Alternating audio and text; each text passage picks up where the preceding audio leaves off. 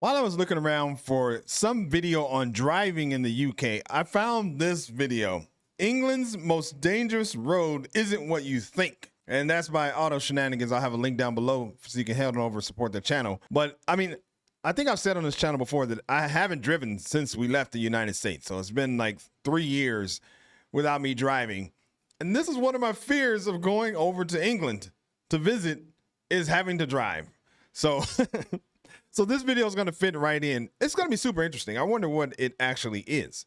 Let's find out. Before we do that, go ahead and like the video. Let's see what we can see. Hello, this is a dangerous road. Or is it? It certainly looks the part, and if you were to search for England's most dangerous road, there's a good chance that this one would come up top of the list. But I put it to you that it's not dangerous at all, and in fact, most of the roads that we think are dangerous aren't. Let's discuss. My name is John. Welcome to Auto Shenanigans. Why not consider subscribing? Yeah, why not?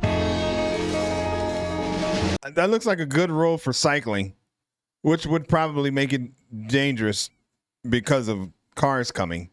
But I'm sure that's not what he's talking about. Subscribe. The problem is that there isn't really a clear definition as to what makes a road dangerous. Is it the tight turns, elevation changes, blind corners, high speeds, or what looks most convincing on social media? Well, I think it's none of those. And the whole dangerous road thing can be boiled down to one simple thing. How many fatalities were there? If no one died, is it really that dangerous a road? It is a bit morbid, perhaps, but surely it's the only metric that matters in terms of danger. So with that in mind, today I hope to locate England's most dangerous road. Which is why I'm in the Lake District. This is the Hardknott Pass, often touted as the Hardknott Pass, as he says. Hardknott Pass. Okay. I mean, why do you even pause and look like I really know what I'm looking at? But I'm learning.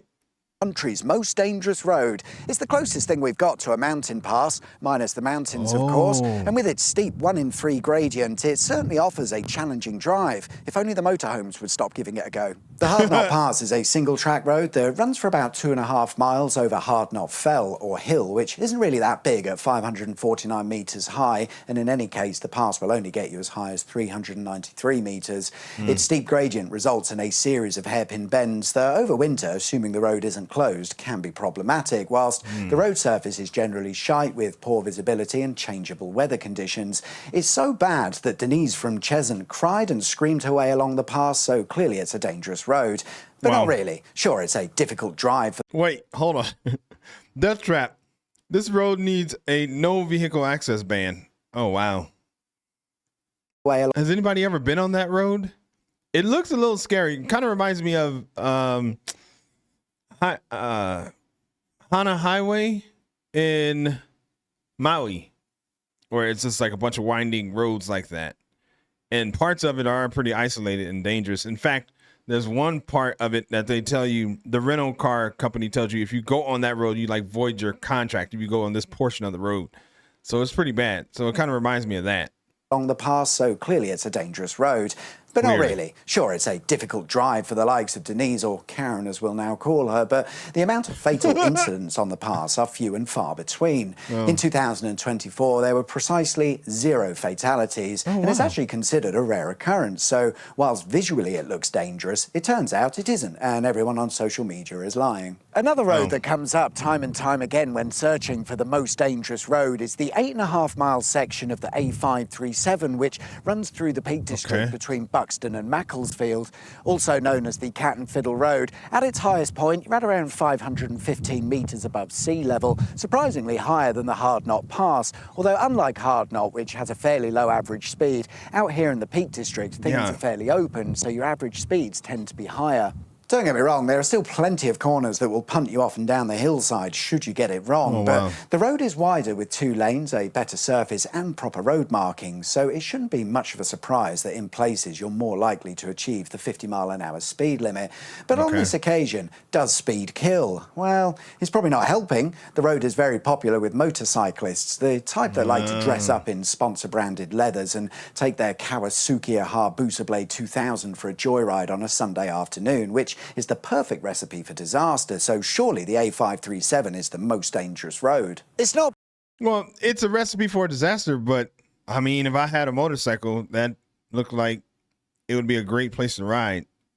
I'm afraid of motorcycles, so I won't have one. But I've been on a bike, similar idea, 2 wheels. So that looks like a great place to ride. So I'm guessing it'd be a great place for a motorcycle.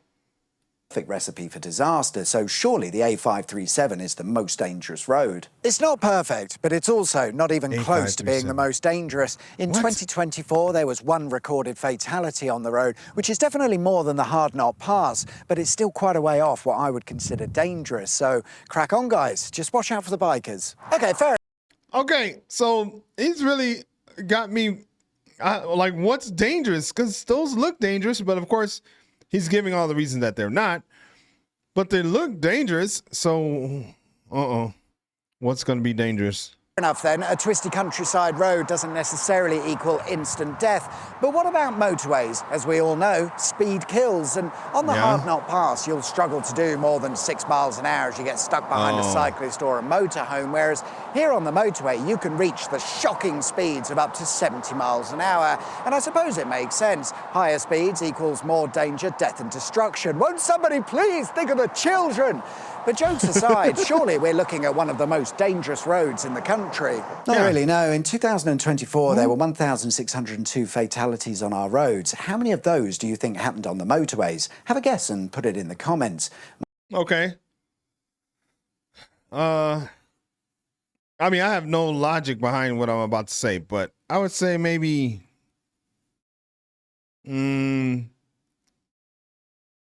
let's say 200.